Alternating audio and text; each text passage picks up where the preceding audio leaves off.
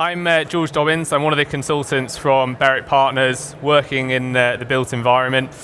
Together with the ICE, we have recently done some research into digital transformation and the evolution of leadership in the construction sector.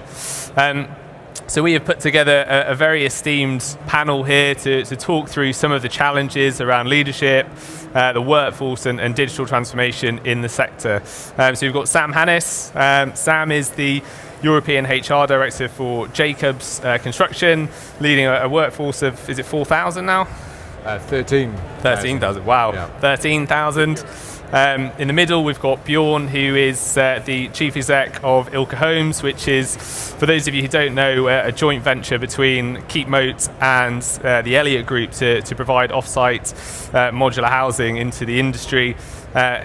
Bjorn is also ex-partner for EY and doing a lot of work within the social infrastructure space. And at the end, we've got Graham Herries. Graham is the Director of Digital Technologies at Laing O'Rourke, and he's also got a PhD in data analytics and AI. So he's our resident digital expert. So, as I say, we're here really to talk through some of the more pressing issues around digital transformation and leadership. For us, if we start with leadership, we're going to have about 10 minutes on each section with a Q&A at the end of each. So if you've got any questions, feel free to ask away at the end. So if we start with you, Bjorn, the construction sector is embarking on a really exciting digital journey that will probably redefine how we design, build, and engage with assets. Is the industry's existing leadership fit for purpose? Thanks very much for that, George. Can you hear me? Is it coming through? Perfect. So just to explain, Ilke Homes is actually a startup. So we've started to build homes for affordable housing, basically, to try and meet some of the demand for the housing crisis. And we're building modular homes. So we build fully finished homes in factories. So I was in the industry 20 years ago. I went out and did other things and have come back. So I'm not going to give you a comment on the whole of industry, but I can certainly tell you what I see from the organisation that we're building. And in our organisation, we're very much looking for people who are agile, digitally enabled. We do everything, we design everything digitally. It goes all the way through the manufacturing process, and that way we're trying to engage customers at the front end. So for me, my experience of construction industry individuals who've come into my business is that if they're too steeped in traditional construction, then they find it really hard to adapt to what we're doing, because we need a sort of a manufacturing background as well, and we need really to connect the customers at the front end, the architects, the designers, all the way through to the manufacturing engineers to the production. So we've actually brought in people from a whole series of backgrounds. We've got people from construction, we've got people from sort of automotive fields, fast-moving consumer goods. We even got people in for the fashion industry, and they each bring a sort of a different slant on what we're doing. So to sort of cap what I'm really saying is I think the challenge for us in construction and the challenge for existing people working in construction is for those leaders, there are some really good leaders in the field, it's to be quite inclusive and quite engaging and listening to different people's views and opinions, because what we found is actually if you bring a whole variety of people together from different sectors, you can learn a lot and you can really improve what you're doing and how you're doing it. So, thank you for that, Bjorn. And Sam, what about from you then? How are you finding the industry and the leadership teams that are in place at the moment? So I think from a scale point of view, Jacobs is 74,000 people around the world delivering major programs. And many of our leaders have grown up through the traditional technical engineering roles or program management roles. And I think that's okay as long as they have that ability to be flexible, adaptable, and embrace things that perhaps they can't feel and touch. So as an engineer, what I do see in some people is that need to understand how to do something before they will embrace it. And if that's what a leader feels they have to do to be able to lead a business, then I don't see that working as effectively in this day and age. They need to be able to be fleet of foot in their decision making and embrace something that they might not feel that they have a full grasp of at that moment in time, but have that trust in the people around them that they do. So I think that mastery and command of the technical skills and knowledge, you can't expect to have that because things change so quickly. Absolutely. And Graham, what are your observations on leadership in the sector? So it's quite an interesting problem. I think the pace of change with digital is really accelerating in actual fact, and so we need real agility from the leadership. Certainly as Laing O'Rourke, we've been doing a lot of internal coaching, development, leadership training, future leadership training around wider skills than just the traditional commercial, which I think is increasingly important, having a broad breadth of skills as a construction leader, but also still that need for depth. Equally we've been pulling in people from different sectors, as Bjorn mentioned, bringing in people from automotive, aerospace, those sectors that have a very different approach to digital, that have a very different approach to manufacturing and leadership, and really trying to grab hold of some of those synergies that are very mature in other sectors, and not just invent everything ourselves. Yeah, and all of you sort of mentioned the need to bring in skills from other sectors. From a leadership angle, what do they offer that the construction sector might be lacking at the moment?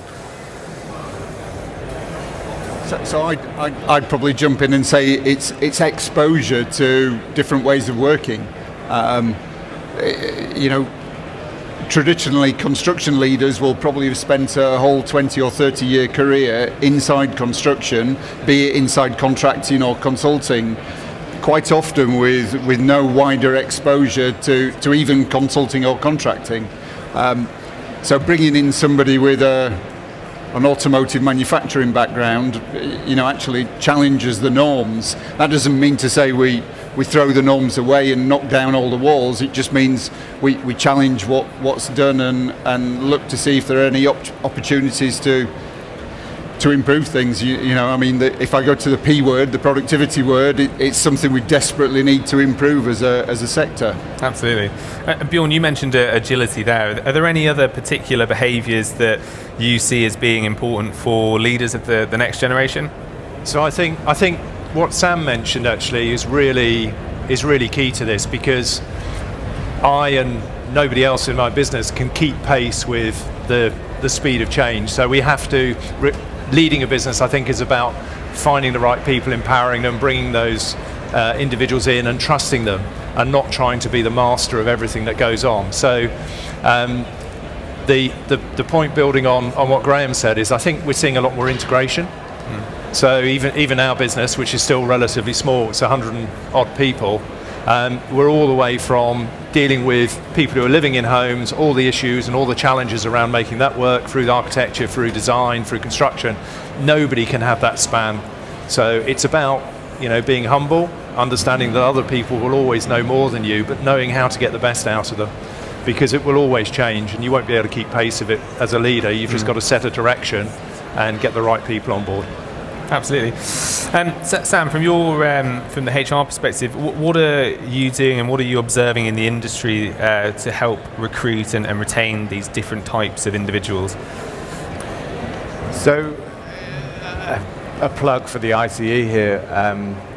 We recruit a lot of engineers who are training to become civil engineers, and that path through to chartership doesn't just look at the technical skills of how to be a highways engineer or water engineer or whatever it may be. In fact, much of the curriculum is focused on behaviours, and I think that's the key piece here. It's recruiting based on the behaviours that people need rather than the technical skills. You read many reports that the jobs in 10 years' time, 30% of them, 40%, depending on which report you read, won't exist. So we're training for something that we don't yet know, so we need to train for something, and it was mentioned a moment ago about behaviours. So how do you train in the behaviours to allow people to be flexible and dexterous in navigating their way through whatever jobs may come in the future. And particularly with automation nipping at the heels of the perhaps lesser skilled roles. If I think about apprentices coming in, they want to learn, they want their bread and butter role, and then they want to progress through. Well, actually, that's quite a challenge with automation, potentially challenging some of those roles. So I think what we are doing is training in those behaviours early, and then continuing to focus on those behaviours as people navigate their way through the organisation. Yeah, absolutely, and that's something we found in our research. I know when we spoke to Ramble, one of the issues that they described was that automation is bringing some of the entry-level jobs to a standstill. It's difficult to get people in at that level to be then able to train them later on. It also means that a lot of the business models are starting to shift. From any of your perspectives, what have you observed in the industry where good practice for recruiting more commercially minded people as well? Is this something you see that we are needing, and how are we helping to do that?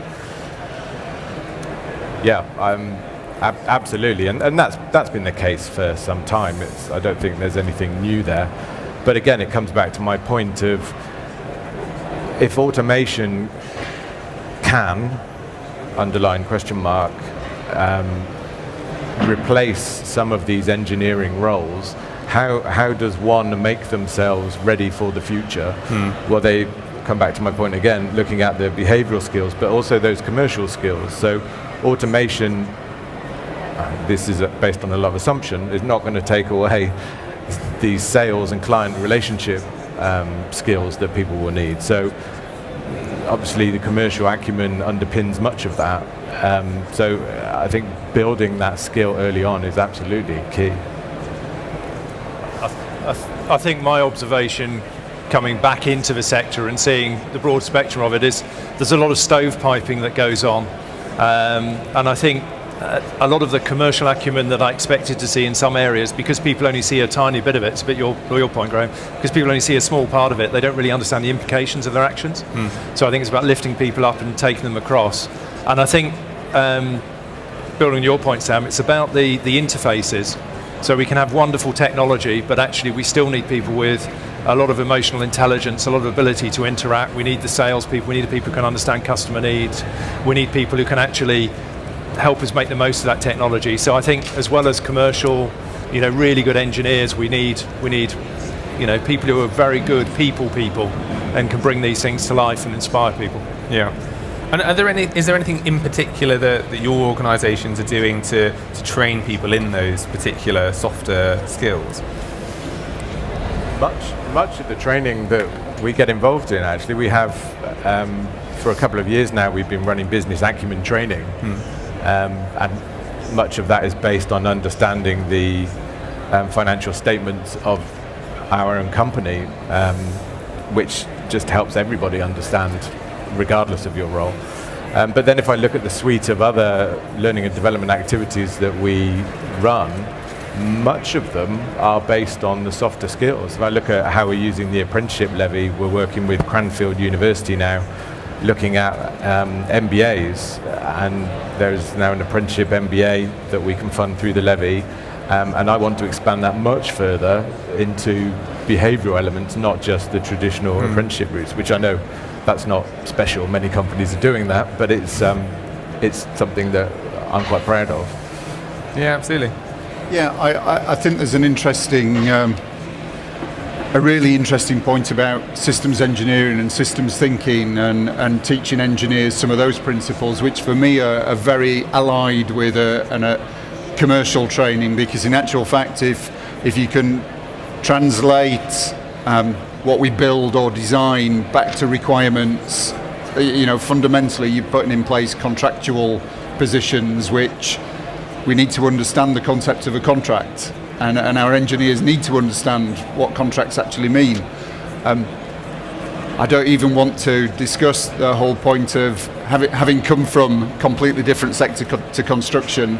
The procurement model kind of seems broken in construction and needs to change. So in actual fact, the more commercially aware the engineers are, the more adaptable we will be when that inevitable change comes, I think. Absolutely. And we've got a time for a couple of questions from the audience around leadership. Over to you. Hi there, thank you. My name is Katerina, I work for Open City. So my question is about diversity. And I'm not looking so much about the successful stories, but I would like more to understand what are the issues that you're facing when you would like to empower more women in the higher levels of your companies. What you're trying to do, what are the main problems and the main issues? Thank you. Is there anyone in particular you want to direct it towards? No, actually. No? Everyone. Yeah. So why don't I jump in to start? So I think one of the biggest problems we have is the population of female engineers is insufficient. So that, if I call it the talent pool, it needs to be bigger, and it's something, it's certainly. And so I'm a fellow of the IET. I'm not a civil engineer.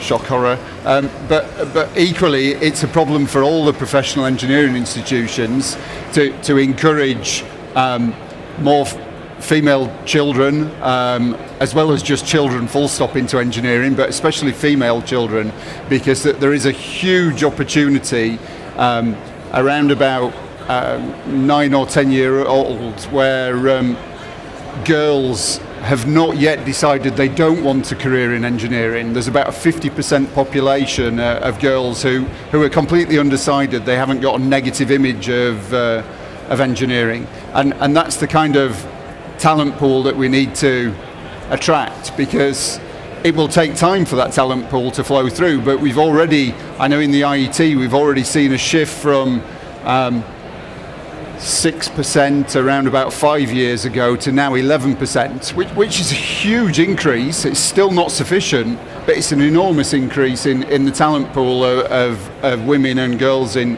engineering roles.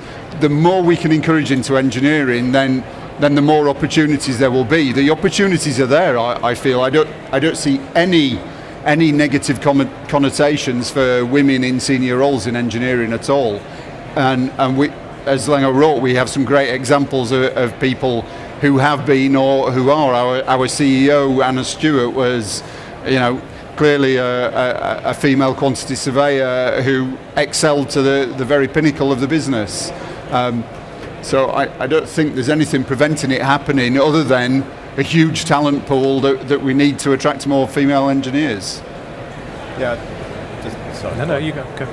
Just to build on that, it's if there were a silver bullet to solve this problem, I think every company would embrace it. 99% of companies would embrace it straight away, but there isn't. It's blimmin' difficult, and it's societal change that we're challenged with here. And this sounds like excuses, and perhaps it is, but So a couple of weeks ago, our head office is in Dallas, and we invited 40 of our employee network group leaders to go to our head office, and we spent 2.5 days looking at how we can improve diversity and inclusion in our organization globally. And our chief administrative officer, who is a lady, our one board member who is a lady, said, we've been talking about women progressing through organizations for 20 years, and I haven't really seen anything change. That was her challenge to us as a group, and she's right. Even though we all do unconscious bias training, we all look at how we can improve interview panels, there is so much activity happen, but we just haven't moved the needle. Everybody's waiting for me to give them the answer as to what we should do. I wish I did have that, but what it does need is significant investment, and you need to make really, really positive changes. Now, I think the rest of society is pushing for change. We look at some very negative elements, but I think International Women's Day tomorrow is a key time to be having this debate. But I think everybody needs to invest some money, not just rhetoric, in this to really progress it, and all the way back to the grassroots point that Graham was talking about there, of how we get children female children interested in this topic or career? So for me, I've really struggled as well. So as I say, we've recruited about 100 permanent staff in the last 3 months. We've really struggled to get that balance. I came from an organisation, I used to have a team of 2,500 people. It was very diverse in a professional services environment. Coming into construction, it's been really hard. What we've tried to do is widen the net. So, as I say, we've got a team leader who's come from Burberry, and she was very successful in Burberry, and she's now running one of our teams. So that's a great example, but it's a limited example. We're struggling to get the true representation. I think I've been, we've been working at this for a long time in other sectors. I think the challenge for us is attracting people, but also retaining them and giving them the right sort of work environment and the right support. And having differently composed panels at this sort of thing in the future, it's that sort of thing we all aspire to. But Graham's point is absolutely right. When we've gone out and looked, it's really difficult to find people to get that mix initially, but that's what we've got to try and keep doing. It's an old Hackney saying, but it's a bit of a journey, and we've just got to keep pushing along that journey and try and accelerate it. And just one final thing on that. I think it's industry's responsibility to go into schools to encourage more female engineers. And one thing that can really help with that, do not underestimate the power of women going into schools as role models. As STEM ambassadors, it has an enormous impact that girls don't then think it's all about high vis and there are lots of careers in engineering that are very appropriate for high heels or lipstick or hard hat and high vis if that's what you want. I think the whole point is anything is possible for girls and women in engineering, and there is no limitation. Thank you for that, and thank you for the question. It probably follows on quite nicely as well. We look at the workforce 4.0, what it's going to look like in the future. We have all of these new technologies coming into the sector that is changing role profiles and adding new skills. Firstly, where do you anticipate the demand being for the new skills? What are they going to look like in the next 5 to 10 years? Who wants to kick off? Sam. Okay. I'm going to sound a bit repetitive to come back to some of my previous answers. And perhaps I draw on a conversation I had last week. So part of a conversation with business in the community, looking at how we, across many different industries, how we can help people navigate their way through different industries as digitalization takes hold. And the conversation, a couple of the salient points that stuck out for me are the removal of job descriptions, and that there are pieces of work that have to be done, and you have to have some skills to be able to do that. So don't become defined by a job description. In my industry, we have done that a bit, but actually that has been quite difficult because people want, particularly engineers, a bit of a stereotype, but they want some parameters to understand what is and isn't in scope. So I think that agility there is a key piece. But then also, how can we look at skills that do move across industries? So stovepiping, with the comment Bjorn made earlier, that people build skills that are particular to the type of jobs that they're doing at that moment in time. How do we build skills that transcend across all the sectors of a global organization of 75,000 people, or indeed across many industries, so somebody could easily move from one sector to another? And again, it's not necessarily just those technical skills, it's the behavioral skills. Graham?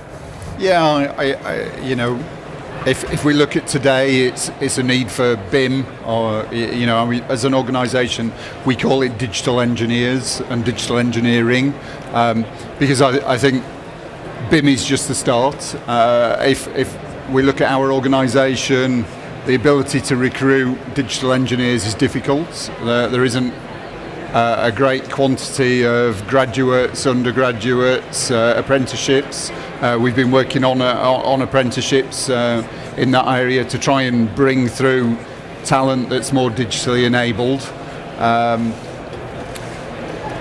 But that's, of course, today, and we're also the tier ones, and we're struggling, so the tier twos and the tier threes are especially struggling.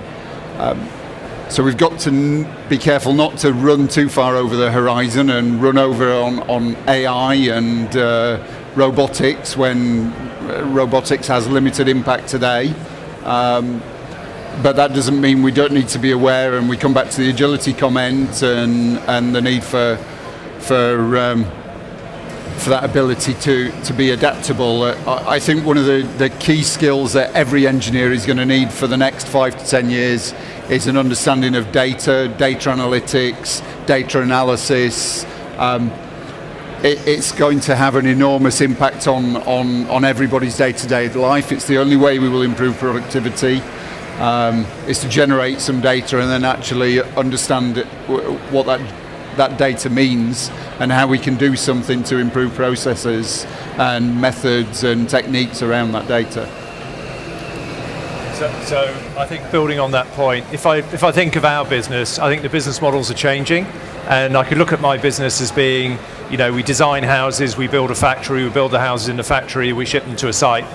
Or you can look at it as saying it's actually an information-based business, and it's all about really understanding the customer, engaging with the customer, understanding the needs, bringing them into the homes we can produce, so using virtual reality or whatever else to actually get them to engage, and then actually taking that flow all the way through design, manufacturing, engineering, into production, into delivery, and then looking at the houses and the way they perform through life. There's so much we could do at the moment in terms of instrumenting houses once they're built to understand how they perform and improve that and bring that back to the beginning of the cycle.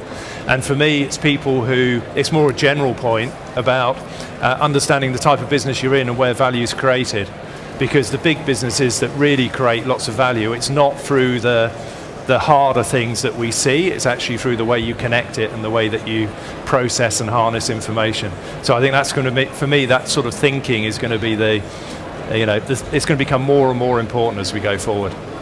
Yeah, and so how do you think we can begin engaging the next generation of leaders? We've mentioned getting into schools, certainly around diversity and attracting more women into the sector, but looking at the new different types of skills as well. What are your organisations doing to sort of help attract and change the image of construction to bring these people in? I think a lot of it is based on how you project yourself as an organisation, or the PR that you align to yourself, particularly on that diversity point again. And diversity, I think, ultimately is about diversity of thought. That's the most powerful piece there. And as much as us white middle-class males can try to think in a diverse way, that's not necessarily possible. So I think appealing to a broad spectrum is great. I think that internally this reverse mentoring concept and again, many companies do this, but we, as a management team, we had a conversation about blockchain the other day, and a couple of people knew what it was, and many people pretended they knew what it was. And we all had to go away and just go and check to see what we thought it was. But understanding these different concepts that many people in our organization do understand, what are we doing to harness that? How are we using that emotional intelligence, that humility, to get over ourselves, to say, you know stuff that I don't, and the younger generations always will, and how do we harness that energy or that knowledge in an effective way? So I think using different generations in a much more effective way is a key way of doing that. No, absolutely. And Bjorn, interestingly, off-site construction has probably been around for the best part of 60 years, Yep. But it's only now that it seems to be really gaining a lot of momentum. I guess, firstly, why do you feel it is gaining a lot more momentum now? And secondly, how can we kind of really harness it and make sure that we can engage it throughout the process as much as possible? So it's the billion-dollar question, that one really, as to whether it's getting momentum now. It feels that the time is right because the technologies are mature and actually that information flows there, so you can actually take a lot of advantage of off-site technologies. I think in terms of attracting the right people in, I think Sam's point is absolutely right. It's the way we present ourselves as organisations. And my organisation can provide all the nice things. It's a stable place to work. You don't get rained on because you're in a factory as opposed to being out on a construction site. There are all sorts of nice things that we can use to attract a different sort of workforce. But ultimately, people have to buy into what you're trying to do. And I think it's about having a strong purpose and a vision. I do think, though, it's very much about bringing in a broader range of people. And I really like, so something I'm going to take away and think about is what Sam mentioned about getting rid of the job descriptions. We will never be able to do that. I can't see us doing that in the short term. But actually, as a way of thinking, you're thinking about the individuals and the skill sets and the behaviours that you want in your team, which is we're trying to do. Perhaps as much as the specific skills they've had trained into them in the last 3, 5, 10 years or whatever else. So I think that's a really positive thing for me.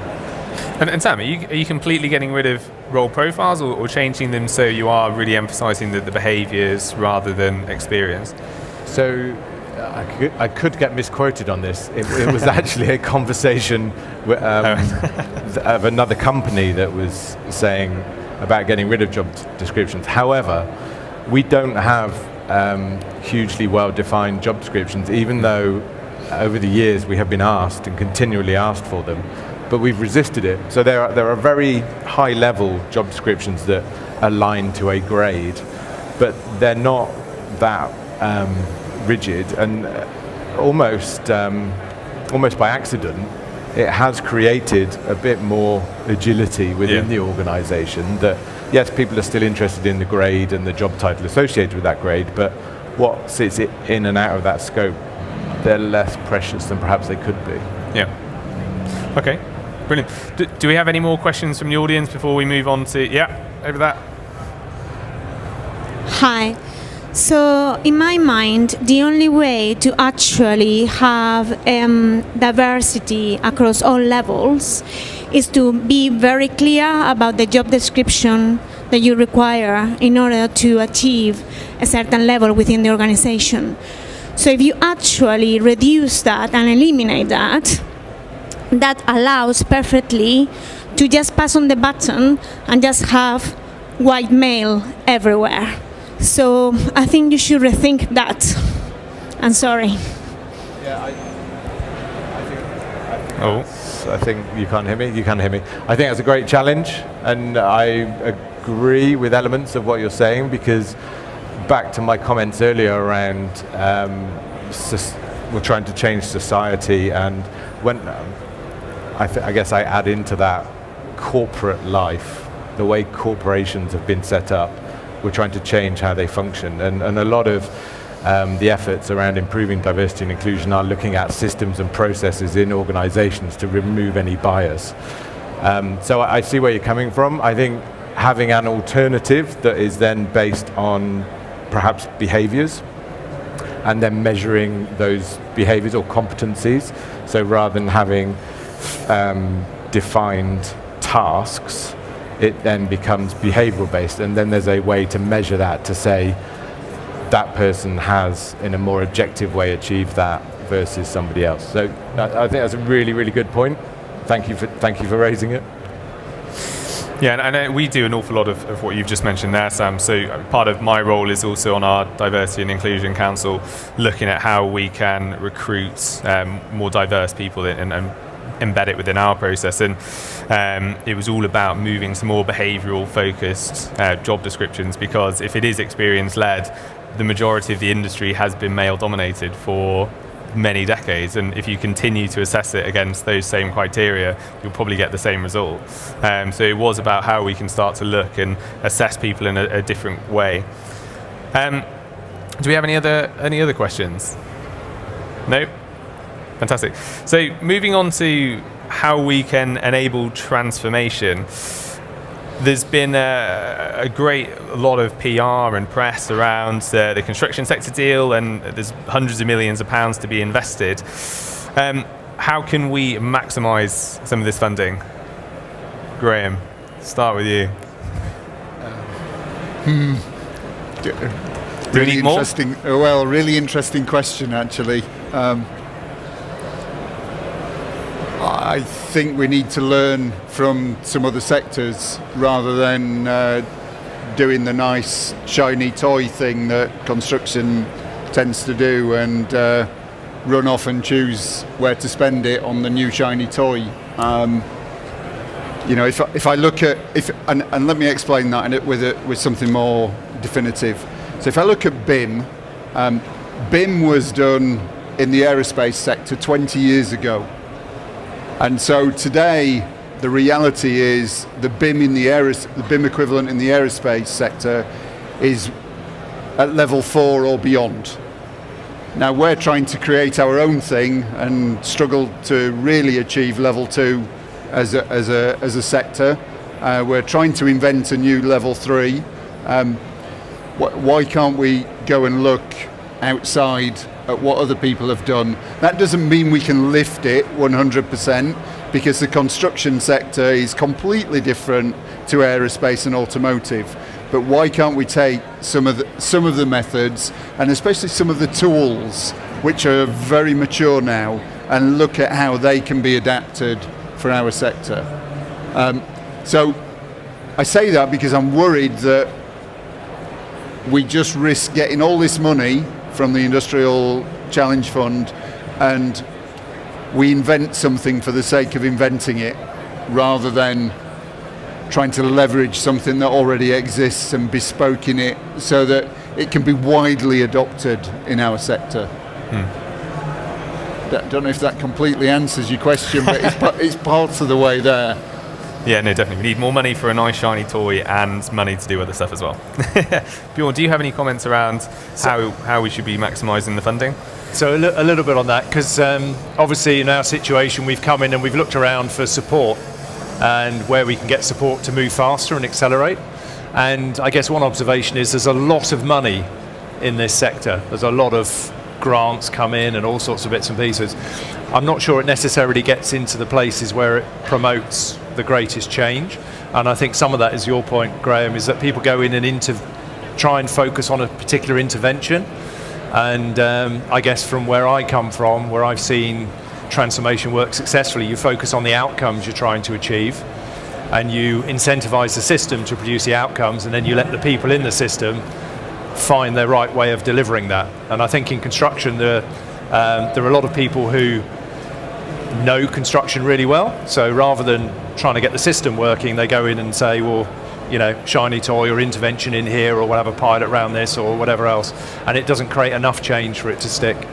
So I think there's a call for, I think it's really welcome, and I think the industrial strategy when it comes out is going to be fantastic, but I think it needs to be more outcome oriented rather than intervention oriented, would be my plea. Yeah, definitely. And in terms of trying to gain traction in organisations, a lot has been said around hiring a digital presence to boards, and we're seeing that more and more, certainly within client organisations. So I know Thames Water have recently hired a CDO, and it's also quite widely adopted in other sections of the economy. Is this something that we need to be taking up within construction as well, and having that digital presence on a board? I'd love to be sat on the board. Fundamentally, the opportunity around construction for me at the moment is digital. And if we want to really make that digital change, we need senior representation, whether it's the digital person on the board or somebody taking accountability at board level. Because otherwise, it risks stalling, or we risk getting into the same situation that we have with a CIO type organisation that reports into a CFO, and it's all about how much we spend rather than what the outcomes are. We come back to the outcomes every time. It needs to be outcome driven. That's the advantage of having, somebody with a digital know-how at board level. Because then they have accountability also for delivering those outcomes. Yeah, Sam, what about from your perspective? I think what was going through my mind was a conversation that we had before,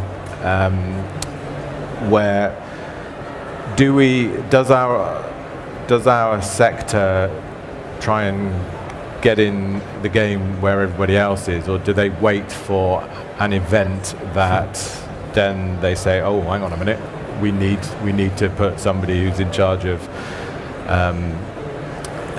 digitalization on the board, because a disruptor, a technology company comes along and starts invading the sector. They start taking market share, they start doing something and everybody says, whoa, I didn't see that coming.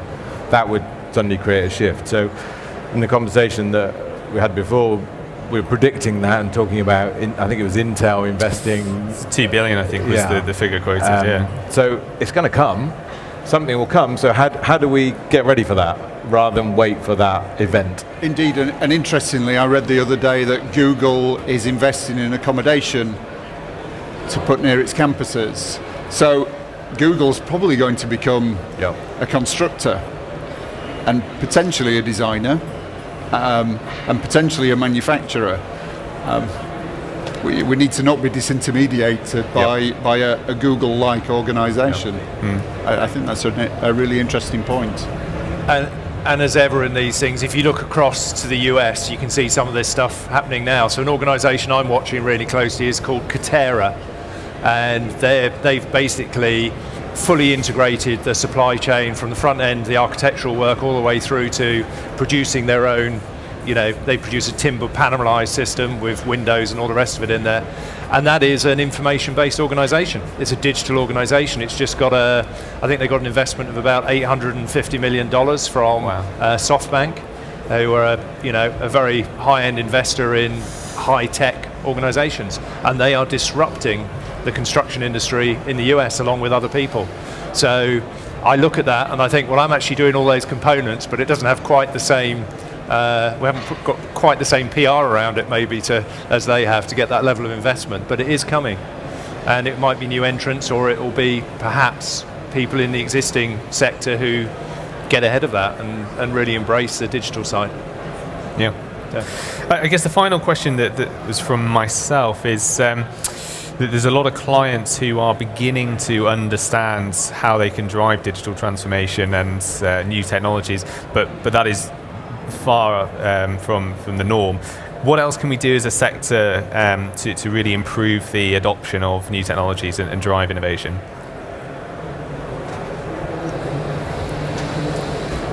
I guess if I think in a traditional sort of HR-y way, how do we reward it? How do we recognize and reward where people are doing something different? And it might be something different that doesn't succeed, but it's something that is different that then leads on to something that does drive a change.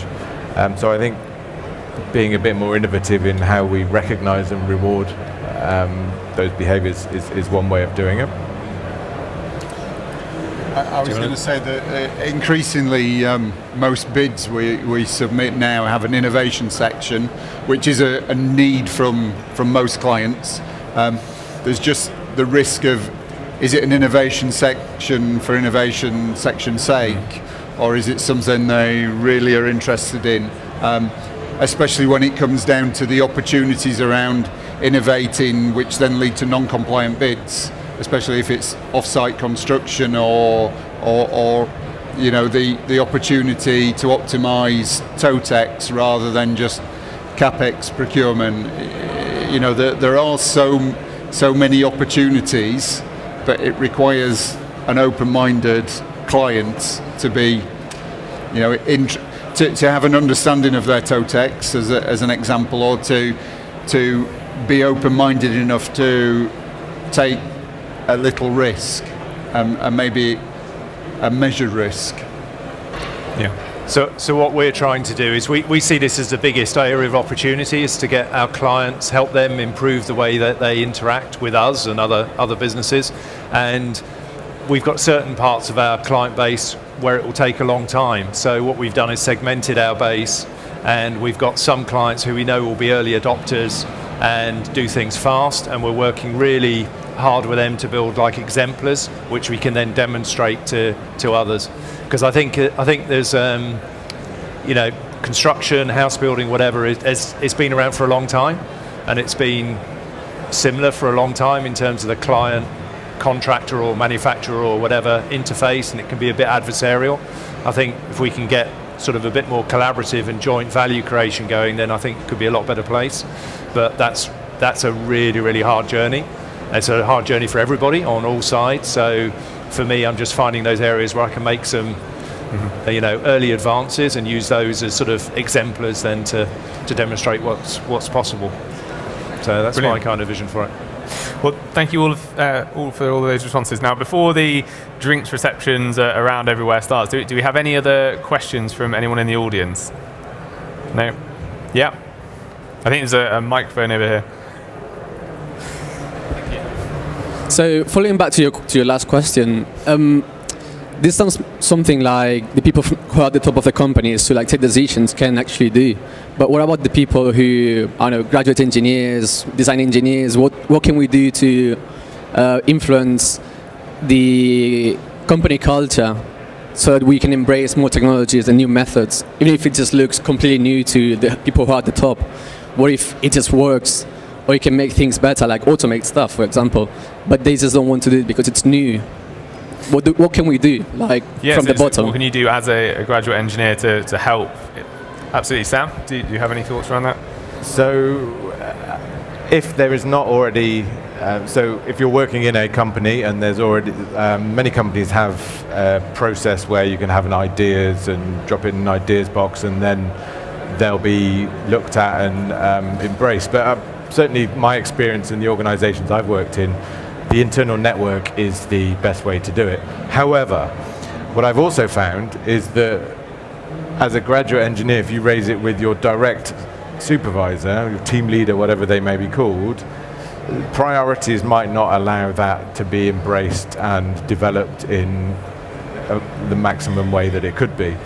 So it's getting it to the right person, and certainly within my organization, the culture that we have of being able to email anybody is there. So somebody has a bright idea and sends it to a very senior person in the organization. I have seen things take off as a result of that, and I've never seen anybody be reprimanded or told off for sending a bright idea to somebody in the organization. So I think having that confidence to just go and do it is a great way of doing it. Now, of course, that could result in thousands of emails going, and it then needs some incubator process to be put around it. But I think getting it to the right person is the key bit, and that having that, rightly or wrongly, having that assumption that giving it to your supervisor and expecting them to go and do it doesn't always work. Just drawing on my wider experience, one of the things I've seen really work well is actually where you can collaborate with other people and you have networks at your level, and you come up with ideas and you put forward 3 or 4 ideas, and you've got that collective power of being together. Because I think we'd all want to be in organisations where you could approach any of us and have a great idea and it'd work, but actually the ability to bounce that off your colleagues and to work something up together and then come up with a proposal, I think is really valuable. I mean, in my last place, we had they produced an acorns thing, which was effectively, it was the people who were newest in the organisation came in and looked fresh at things, and they came up with lots and lots of ideas, and some of them didn't go anywhere, but some of them were really, really good because they just looked at it differently, brought different experience. So I think, yeah, keep going. What about from your experience, Graham? I mean, probably like anybody who's doing anything technology-wise, I get 10 or 15 external approaches every single day by somebody who has the great new shiny thing for me, and theirs is the only new shiny thing that I should procure. And so it is about prioritize. It's about catching my attention, and a good way to catch my attention is to make me understand what that may bring. Brilliant. Yeah. Is it working? Yeah. So sometimes I've done stuff like in these new methods, like these new ways, and maybe my supervisors and the directors have been impressed. And they've been like, "Oh, this is really good. It's a good idea for the future." But because training is required to carry on with these things, they normally just put it aside and think, "Oh well, we'll look at that some other time." but they don't really spend the time afterwards, and they don't want to train other people. And maybe it's tasks that you need a team of 3 or 4 people to carry it on, but only you've got one. So they're like, oh, we can't do it because we don't have enough people, but we're not gonna.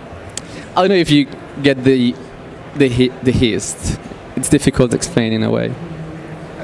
Do you mean just in terms of how can you get a stronger group together to drive an idea rather than being the sole voice? They say they agree with the fact that it works, that it's efficient, but they don't want to carry on because it needs investment. Yeah. In terms of resources and in training people and all of that stuff. So that's why I come back to the business case comment, because if you can give me a high-level overview that I'll get a 10 times return on investment over a 2-year period, then that's probably going to meet my investment criteria. And but somebody has to do that work. And in actual fact, we come back to the commercial acumen, because the earlier you learn that and gain that skill, the more capable you will be as an engineer yourself as you grow through your career. I'm not saying I want a fully baked 50-page business case, but I do want a bit more of a bit more detail and also a view on what are definitive calculations and what are potential calculations, and being able to understand opinion and conjecture and fact are really important things for me when analysing that kind of early stage innovation opportunity. Brilliant. Thanks very much for the question. Was there any others? Yeah, just one final question. Are there any worries in terms of the huge digitalization that's taking place, that in terms of the vast amount of data that's required and being processed, about ownership, or like you mentioned, like big sort of tech companies like Google and Facebook that are really monopolizing, especially the transfer of data, or the vast amount of storage required, that sort of thing. Are there any worries or concerns about that? I would say that ownership of data is critical, and understanding the ownership of that data, because as you say, if I don't own the data that I'm generating and I just let it be freely available, then somebody else can use that data. We're not in an open data world, although some people do want to be in an open data world. I'm not going to make a statement as to what's appropriate and what's not, because potentially there are great opportunities for open data, and those should be embraced. But then that's for the professional institutions and working with the standards institutes to decide where we should have open data. That's my opinion. Yeah. Brilliant. No, my interpretation of data at the moment is everything to do with GDPR, which is coming in a few months' time, which the new European regulations around what data can be transferred and can't. So that will regulate a lot of the system. But I appreciate your point. It's probably more around the data with how we engineer things. But I agree with Graham. Yeah. Brilliant. Well, thank you very much for staying with us throughout all of this, and thank you very much for the 3 panelists. And it's also great to see that we've captured the imagination of a young engineer at the front here.